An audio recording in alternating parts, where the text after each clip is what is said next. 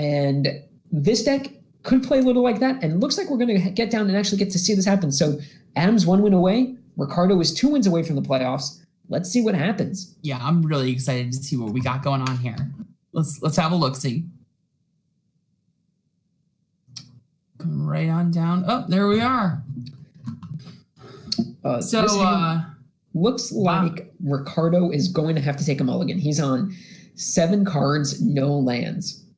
So if I'm being honest with you, the way I'm looking at this, both of these feel like mulligans. I mean, Adam does have things he can do, but he's like nowhere even remotely close to assembling any kind of combo. He doesn't really have a whole lot. He basically has to Preordain, hope he gets something, and then Augur, hope he gets something there as well. And if he doesn't get something, then he may just get run over by Ricardo. He might, but at the same point, you don't need a lot for the combo to work. I think Adam has 2 of the things he really wants, which is a blocker and a way to see more cards. Right, so it does look like they both keep their hands. Yeah, Ricardo goes down to 6 and keeps. Yes. And Ricardo's on the play, so this is actually going to be pretty good for Adam. Yes. Looks like he just drew Brainstorm, which is one of the best cards you can draw with Augur of Bolas. Oh, absolutely. And then you also have the fact that Ricardo really kind of kept like a slow hand here. Not that he really had any other choice. I mean, it's a hand that can definitely still get there. He goes Silhana Ledgewalker and just starts trying to slam in really hard, really fast. He does have a Savage Swipe to try and deal with any creatures that may come down on the battlefield. So, I mean, there are some good answers here, but it's very slow. And if Adam has any time at all to set up, I mean, there's a Nomad en-Kor right there. If Adam gets any time to set up, then it's just going to be a bad time for Ricardo. Yeah, Adam's going with Augur here before the Brainstorm. It looks like he's just digging for combo pieces. He's found a key one in Shadow Rift. And you know what? He's not going to be under a ton of pressure from Ricardo. Ricardo can go for Hunger of the Howl Pack Savage Swipe to get in 4 damage, but that is, or he might want to wait a turn to Vines Swipe Hunger just to get a bigger creature. Because right now, there's not a whole bunch that either player's doing. It's kind of a, let's see who draws a Haymaker first. Right. It's really interesting, though. So right now, it's all about trying to figure out, like, math out in your head. Like you said, yeah. So the option would definitely be Vines, Swipe, Howl Pack. I think except he can't do all 3 on this turn. Right. Next turn. Looks like we may be having some slight technical problems here. Looks like we're back here. So it looks like we're waiting for, now it's back on Ricardo. Looks like he's just going to crunch in, and looks like he might be setting up a turn next turn to do multiple things, to grow, take out a creature. But giving Adam more time is not what you want to be doing when you're facing off against a combo deck. Right. And that, can't tell what that is.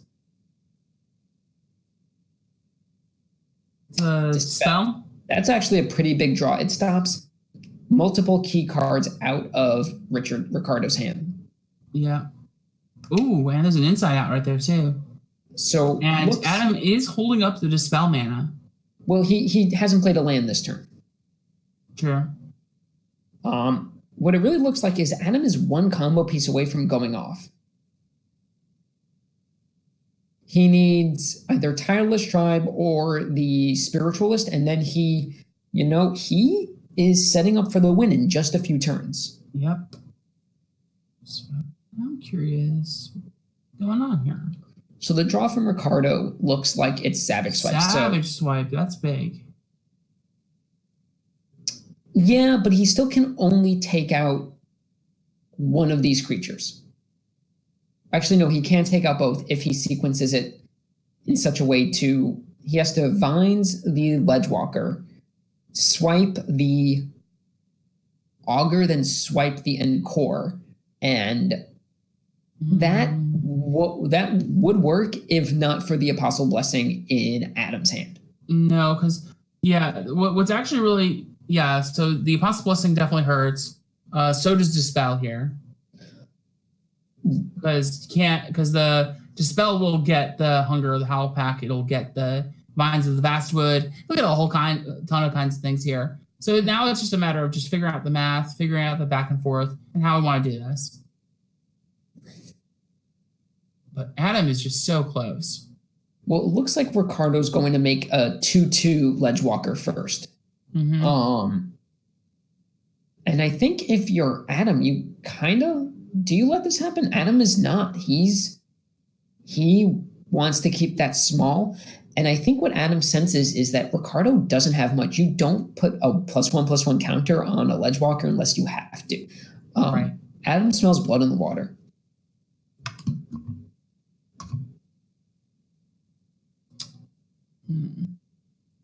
Yeah, and Ricardo just looks like he's passing and just going to attack.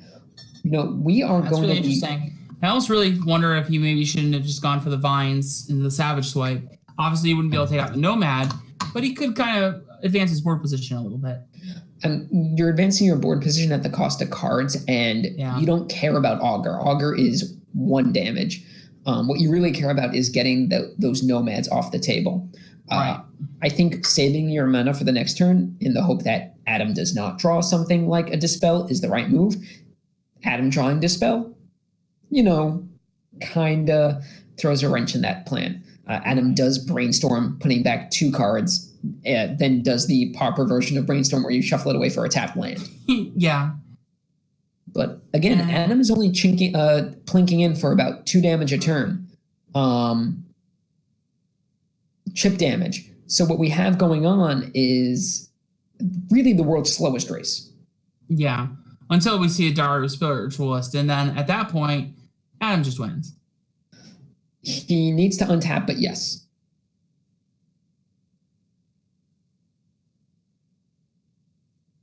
I don't really see very much ways that Ricardo can come back from it in this particular match, or at least this game. In this game, Ricardo needs a pretty specific sequence of draws. First and foremost, he needs to get one of those creatures off the table in order to be able to get the Nomads and Core off the table. A Forest is not going to do it. No. Again, I think if you're Ricardo, you try to go for Vines here, potentially. Maybe you do it mid-combat to try and get an extra damage, but you are kind of just fading each draw step from Adam. Right. I like Ricardo's play of preserving his resources. There's no point in wasting... You know what? What's actually really smart here? He is saving the Vines because Vines can target your opponent's creatures. Yep, it sure can. And so saving it for a chance to counter that Inside Out, counter a Treefolk Umbra, he's really valuing that highly. And but that's a Prismatic Strands. Yeah, explain why Prismatic Strands is such a good card in this matchup and why it kind of, for a long time, was kind of the dominant fog effect in the format. Right. So here's the thing with Prismatic Strands. Prismatic Strands is 2 and a white. Choose a color, rather. Prevent all damage dealt by sources of that color this turn. What that means is, so let's say Ricardo blocks one of Adam's creatures, right? Nomad and Core, Augur, what have you. And what Adam can do is cast the Prismatic Strands, and then not only does it prevent the damage that Ricardo's creatures deal, but it also actually allows Adam's creatures to still do the damage, meaning that they can actually kill Ricardo's creatures that way, in addition to preventing actual, potential strong damage. Yeah. So it is actually a perfect draw because Ricardo drew Nettle Sentinel, which would have been able to get +2/+2 from Savage Swipe to take out one of the creatures. In this case, probably the Augur of Bolas. But because Prismatic Strands is now on live, that plan won't work. So I think Ricardo probably has to go for that anyway, but it's going to be a losing proposition. Yeah, absolutely. And that's the thing. He may just have to try for it, but it's just not going to work out in his favor. Adams just happens to be drawing into all the right pieces. It's like every single draw is just gas, gas, gas. I mean, he's drawing the right defensive measures. What he's not drawing is the combo. I mean, the life totals are 17 to 15. You know, Ricardo can't be happy about having only done 3 points of damage this late in the game, but he's probably happy to have that many life points. Yeah, absolutely. And it's definitely very unusual. Stompy decks don't usually run that many lands. In fact, if I can pull up Ricardo's list, he's only running 17 forests. So the fact that he drew 5 of them this early into the game, where we've barely only gone like 10 cards deep into the deck, that's very unusual. So this is definitely not what Ricardo was expecting his deck to do. That being said, I you know, he still has time. Adam might have the right defensive measures, but Ricardo has time to draw out of this. And, you know, the number of spouts that Adam has, he has 4 Nomads, which are live, and a Tireless Tribe, which is live. You know, that's, right now, that's it. He has 5 draws that can get him deeper. What he doesn't have is a way to filter. He has 2 cantrips, neither of which he wants to cast right now.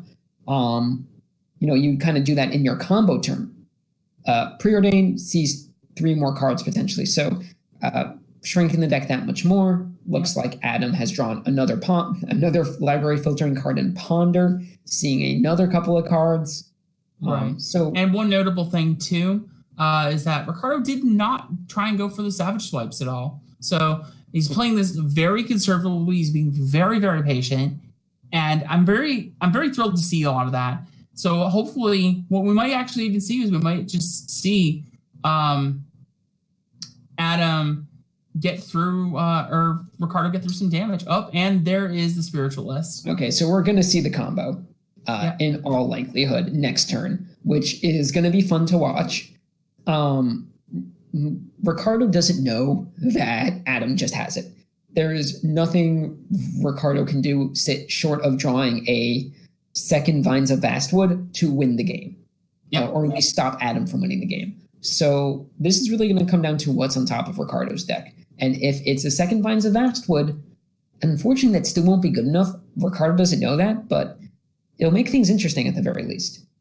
It's very close, because we do have... I'm just trying to think about this real quick here. So how it'll work is... I see.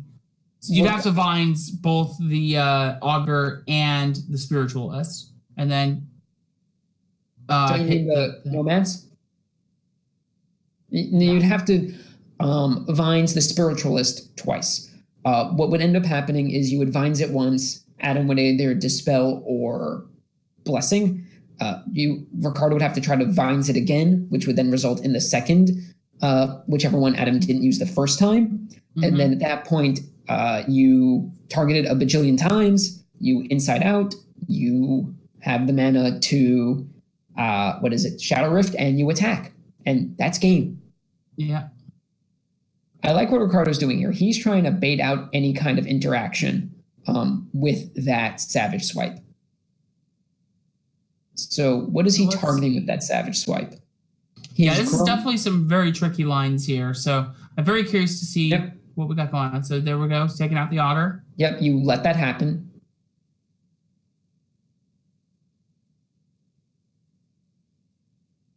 I think if you're Adam, you just let this happen. You let everything happen. And then, because what do you have to lose? Right. It's going to be very hard for Ricardo to deal 16 damage this turn with the cards in hand. Let's see. Yeah, at most, Ricardo can deal 4. Let's see. 8 plus. At most, Ricardo can deal 14 damage this turn. Yep. If Adam doesn't block. Yep. And 14 is not 16. So it looks like Ricardo's trying. He's making a valiant effort, but I'm not sure it's going to be enough this game. I don't think it is. Which is unfortunate because, again, he had like the right cards a little bit there. It was just all too slow, and then all his cards that he drew were just, it was just forest all the way down. So because he wasn't able to get the cards that he actually needed to be able to get there, no Rancors, no actual creatures to really push through. Because Adam's deck is kind of slow and plodding enough that you can still like push some damage through really fast if you're on the Stompy plan here. So, but unfortunately, that's going to be the game here. Yep, it looks like... Oh, and we see a stack growing. Let's see if... Big old fat stacks. This is really fun to watch. Yeah, I've never actually seen this go off, so it's really cool. I was playing against it, watching it go off, and I definitely used... I don't remember what I did, but I had definitely had creatures that just killed 1 toughness, and there was nothing they could do. So I had someone... I just actually finished up a stream myself here before this league, and I actually had an opponent who was running like almost it really felt like I was seeing like old Storm with like all the sack lands and everything. Was it the Epicure of Blood deck? I think so, except it didn't have the Epicure of Blood. So it looks like Adam takes the first game. Adam takes the first game. So if you're Ricardo, what are you bringing in? Have a look. I will say it doesn't look like there's much he can bring in. He has the longbows. Mm-hmm. He does have a gut shot. And if you're... What is Adam bringing in? So it looks like Ricardo's bringing in more interaction. I see Epic Confrontation coming in. I see Hunger of the Hellpacks going out.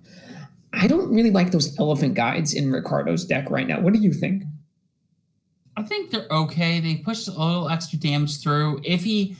If Ricardo is able to get like an early Skarrgan Pit-Skulk or Silhana Ledgewalker down, then yeah, they'll be really effective. But it's definitely still a bit of a gamble. So who do you like going into game 2? Well, this is interesting. I'm watching Adam, and he like brought in Prismatic Strands and then started taking them out. Yeah. So I'm very curious. If Adam really brings in more of the Prismatic Strands, then I think we'll... So Adam took out Prismatic Strands because he also sided out Tireless Tribe.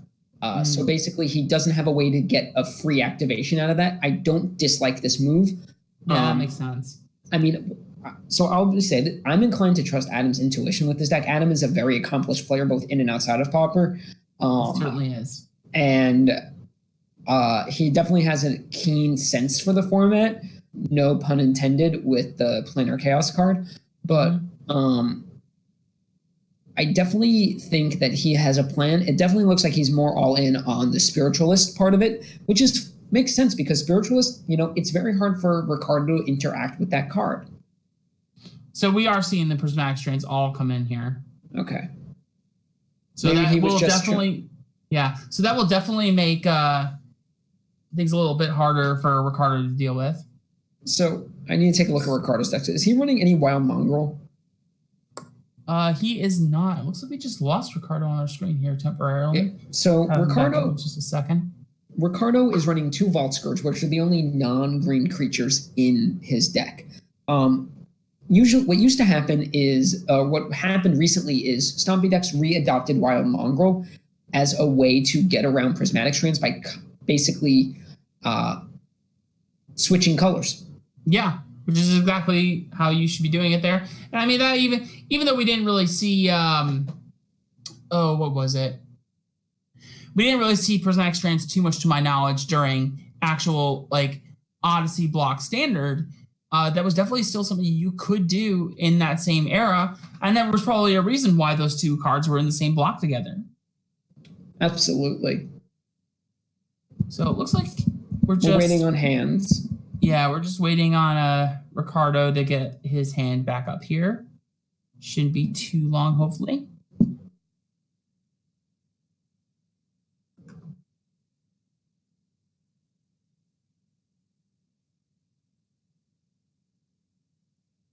Okay, so it sounds like we might have lost Ricardo for a second. We'll see if we can... Yep, Ricardo is getting back on, so we'll definitely bring you the finish of this match. Not to worry about that, but Kendra, let's talk a little bit about the other matchups tonight. So we've seen 2 of the decks. What deck are you on? Myself, I am running an old favorite. I'm running Teamertron. Teamertron, Rugtron, Bigtron. It's very different from some of the Tron decks we've seen as of late. Very different from the deck Brian Koval ran a couple weeks ago, or the deck that has kind of been all over the leagues with Ephemerate and Ghostly Flicker. This is basically big cards, Rolling Thunder, Mole Drifter. You are still alive for the playoffs, and you have to go 3-0. What do you think? I feel pretty good, actually. The one I'm slightly concerned about is dealing with Adam, but again, he's kind of slow and plodding here. If I can really just hammer home, hits really fast, like if I could drop a very quick Olamog's Crusher, then I can just start eating away at those permanents, and we're going to go to the races really fast. Yeah. So I think Adam is definitely my biggest competition here. Going up against Ricardo, I can, spit out enough big creatures quickly enough that I can reasonably block a lot of the creatures, or else just kill and win. And then Michael is on 4-color control. Another kind of Jeskai base. Right. Astrolabe list. Yeah, so... and those are kind of the decks that are kind of all over the format these days. Looks like we're back. These hands look... Ricardo has a much better hand this time around. He has land, hand is multiple 1-drops, and River Boa. Meanwhile, Adam has a much more clunky hand with 1 land, all the combo pieces, but not the mana to cast it. If you're Adam, do you keep this? You're on the draw. No. London Mulligan just makes things so much better. I would easily mulligan this hand. And even for Ricardo, there is a slight argument that it's almost worth mulliganing, but it's like you have to hit that land. And Adam has a hand that looks a lot more keepable, but it's definitely a lot slower. Well, yeah, I think you have to keep that. You have so many cantrips and you have the land. But Ricardo's hand is honestly a hand I really like. I would keep that hand basically all the time. You don't need a land to hit your second drop, but a land on turn 2 means you are great. You are in great position. You can drop 2 creatures.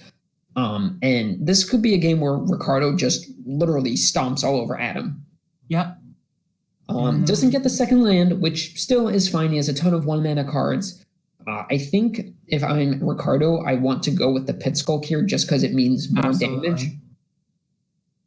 There is a defensible play for the Vault Skirge because at some point you do want your life total to get high enough. But yeah, Ricardo makes the sequencing play. You want to untap your Nettle Sentinel no matter what. So if you're Adam here, what do? Do you lead on Astrolabe or Ponder? Oh, well, that makes it easy. Yeah. Really? Makes sense. Blocking is good. Block is indeed pretty solid from what I've heard. I could be wrong, though. That's just what I've been told. Here it's going to preserve quite a few life points, and that was a tough draw for Ricardo. Not that he's out of gas yet, because he's still getting in for at least 2 a turn. But if you're Ricardo, you really would have liked to see a land here. Yes, absolutely. Will Adam take the bait and lose this? He's going to lose the Augur. Yeah, which is going to be a pretty big deal in the long run. It means that he doesn't have a creature to soak up damage. It means Ricardo gets to maximize his mana this turn. And, Adam really needs to find another land pretty quickly. Yeah, so that way he can manage to get the Prismatic Strands on the table. But even then, it's not going to be much especially, you have the Prismatic Strands that can, go off here, stop, blunt the assault, so to speak, from Ricardo. But even then, you have a Vault Skirge coming down soon. So you have actually that Vault Skirge with the Elephant Guide. If Ricardo's able to get up to the mana to cast it, that's going to be a pretty big deal, actually. Yeah, except Adam just drew every part of the combo. He just needs the mana to cast it. Yeah. And that's a Rancor. Yeah, I think if I'm Ricardo, I attack for 5, play the Vault Skirge, and then Rancor the Vault Skirge next turn. Yep. That's what I would do. That really puts Adam under a ton of pressure. Adam does have time.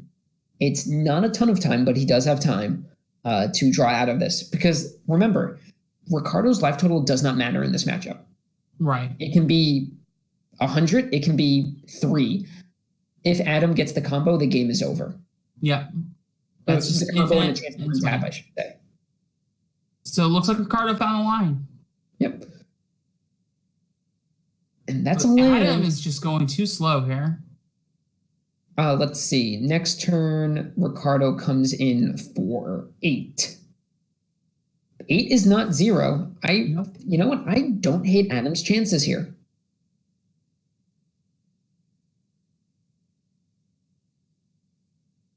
If Ricardo draws another land, then he can also hold up a Vines of Vastwood, which does sort of change things a little bit. So, believe it or not, so what Adam's doing here is he's digging for the 3rd land. If he finds it and Ricardo swings out, Adam wins the game. Yep. So it's really going to depend on what's on this ponder. If Adam can find an untapped land on this ponder, it changes the entire texture of the game. Because it means Ricardo suddenly has to respect the fact that Adam can win from just untapping. Yep. Did he find it? He did not. Nope. Found a Dispel. Did find Dispel. So again, game isn't quite over. I'm not sure. I think, yeah. There's a Nest Invader. So now is the hard part. Because now Adam goes to 3. And 3 is as good as 0 thanks to that 3 power of Vault Skirge. Mm-hmm. Now, Adam can get out of it if he does draw a untapped source to be able to both Nomads and Strands in the same turn, but that still leaves him kind of grasping at straws. Yeah, it does. And there is a case then, should Adam have played the Nomads last turn? I think you have to, just for the opportunity to potentially win this turn. But I think the Ponder was defensible. Yeah. And we're going. There it is. 3. Ricardo wins. So now we're going into game number 3. And wow, I'm not sure who I favor here. Because we're, obviously, like we saw, Adam was still kind of slow here, and this time Ricardo didn't get that slow hand. He went all out, and he won on 1 mana, 1 land, 1 whole land, and it paid off. So it looks like Adam has brought in Kor Skyfisher, and he's cut an Apostle's Blessing. It's also possible that this deck does kill on turn 3. Mm-hmm. He's cut out the turn 2 kill by just ditching the Tireless Tribe, which makes sense. But it looks like he's taking out the Skyfishers too. So we'll see how this goes. Yeah. So I'm very excited just to see what we get going on here. I would really love to see that 1 draw though, and see Ricardo maybe in this game, maybe in another game later tonight. But I really want to see the good old Nettle Sentinel into turn 2. Burning-Tree Emissary, Burning-Tree Emissary, Burning-Tree Emissary. I've been on the receiving end of that draw one too many times to actually ever actively want to see it again. Sure, but as a commentator, I would absolutely love to see it. That is not a good hand for Ricardo, though. It's too many lands. A very good hand for Adam. Yes. So interaction, 1 piece of the combo, 2 pieces to go digging. That one, though, is much better hand for Adam. Yeah. Ricardo, rather. Yes. Quirion Ranger definitely very much helps with those land drops. It makes any Nettle Sentinels Ricardo draws that much better. But Adam is not that far away from already assembling a combo, potentially. He has 2 of the key pieces. He needs to draw 1 or 2 more. And Ricardo draws a Nest Invader. That's actually a pretty good one. It is, but it's not as good without the Hunger of the Howl Pack to go with it. Absolutely. Adam draws the key piece, which is the third land. But he's slow playing the combo. He is pondering. My guess is that he's going to lead off next with the Wilds to find mana and then go from there. Right, because he doesn't want to accidentally open himself up to the potential of getting hit by a Savage Swipe or something like that. And we find the other piece of the combo right there. So this looks much, much better for Adam. He just drew the third piece. So if Adam survives, we have our next playoff contender. Yep. And so Adam has everything except a way to make his creatures unblockable. And that matters because of Quirion Ranger, which has the ability to untap anything. Yep.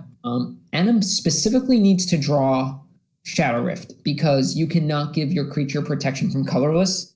Right. In other words, you cannot stop that Eldrazi spawn. Yeah, it's an Eldrazi spawn. The Scion is the one from Battle of Zendikar. Yeah. I always get those confused. I always carry the right tokens when I play Commander, but I always get confused in talking about them. Absolutely. They're so similar, and they look similar. They act very similarly. The only difference is a point of power. Yeah, pretty much. And Savage Swipe, though. You know what? I'm not sure it matters. Because Adam has a redundant copy. Mm-hmm. And I think if you're Adam, you actually don't play anything next turn. I think you just go for Prismatic Strands. Yeah. I think it matters this turn. So then that begs the question then, right? If you're going in and holding up the Prismatic Strands, if you're Ricardo, do you play the Rancor on the Eldrazi spawn? So if Ricardo doesn't play anything else this turn, potentially, but I think if I'm Ricardo, I'm playing that Rancor this turn and slamming. Mm-hmm. I think you might still want to play it on the spawn just because it is a colorless damage source, but it is so valuable as a blocker. There it is. Yeah, so Ricardo values going aggressive. So he has decided that spawn is meant for attacking and attacking only. Yep. And so what we're going to see is Quirion Ranger untaps, replays the land, and we're going to see another Quirion Ranger come down. Or we could see the Ledgewalker if Ricardo decides that he wants to get rid of the sign, which he does not. Yeah, I think that sign is just a little too valuable. But it looks like Adam's just going for it.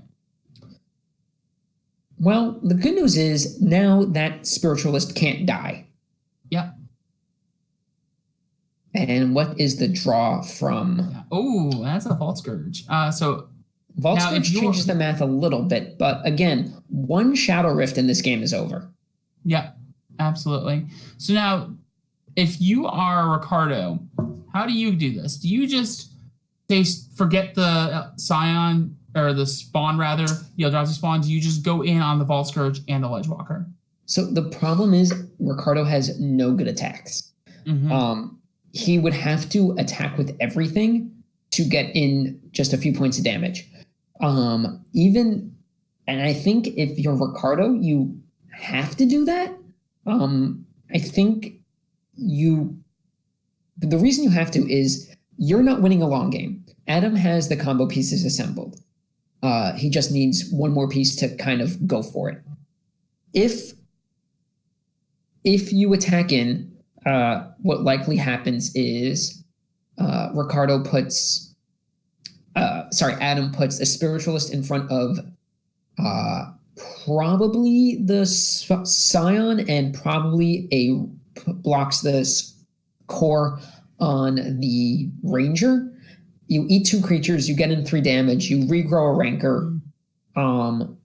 That being said, I don't think it's worth it. Like, there are no good attacks. Yeah. And so what we kind of see now is Adam has the time to draw into the card he wants. Yep. And what's interesting is that we don't see the Ledgewalker come down, and maybe just be Ricardo is trying to bluff and attack or something like that, but we'll have to see.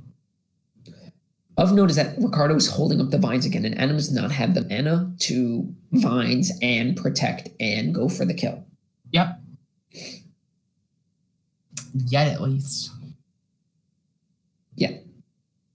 There's another inside out. So I think if you're Adam, you just kind of sit here and wait. You are kind of in the driver's seat. You have the strands. You have the kill. Yeah, this makes sense. Yeah. Now you have 2 blockers on the ground. You're going to kind of force Ricardo to attack you in the air. And you kind of are dictating the tempo of this game, the pace of the game, not tempo in the traditional sense. Right. And there's another Quirion Ranger. I think if you're Ricardo here, you go with the Ledgewalker. It's damage you can't stop. Adam can't stop. Yeah. What I like personally is I like the idea of going for, yes, sack the spawn, play Ledgewalker, then you can play the Rancor on the Vault Skirge. Yeah. And then you can also hold up mana for the Vines by utilizing the Quirion Ranger. And this puts Adam on a pretty quick clock. It's 4 turns. Mm-hmm. And that looks like we are going to see the Ledgewalker. Yeah.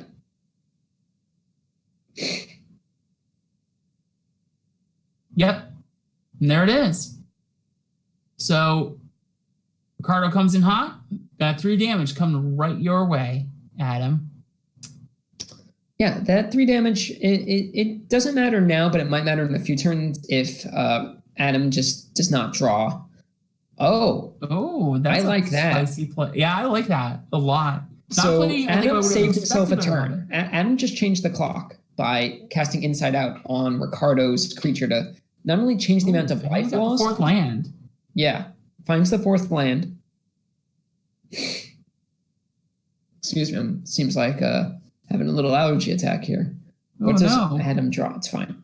Adam and there just it is. The Shadow Rift. So this game is it's all over but the crying, folks.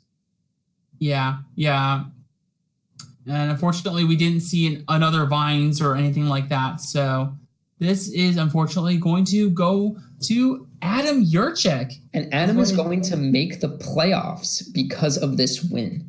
Yeah. So he's automatically qualified to play at least next week. If Adam assembles the combo and Ricardo doesn't somehow stop it from happening mid-combo, which does not look likely at this point, what will end up happening is Adam is 1 win away from then getting a bye. Now, that bye might be good enough.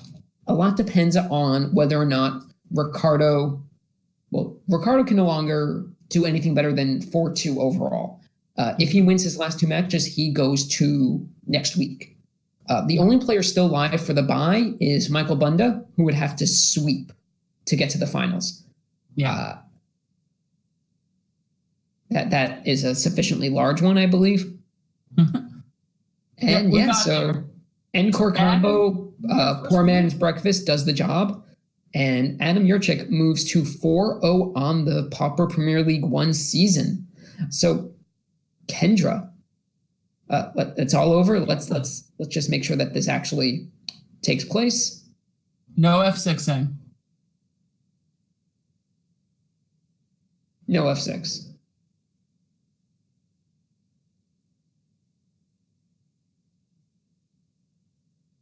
Come on. Let's see it.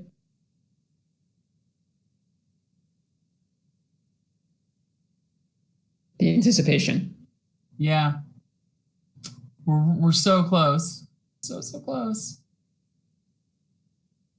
Adam is just playing this correctly. He's not attacking until he absolutely has to, not casting the key card until he absolutely has to.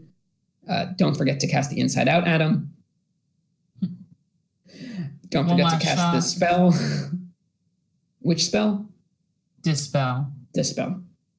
There it is. That's it. And so Adam takes it. 4-0 Adam Yurchick. Let's go. Yep, he is into the playoffs. Next up is you versus Michael. So I'm really excited for that. How do you feel? Like, this is traditionally a bad matchup for the Astrolabe deck.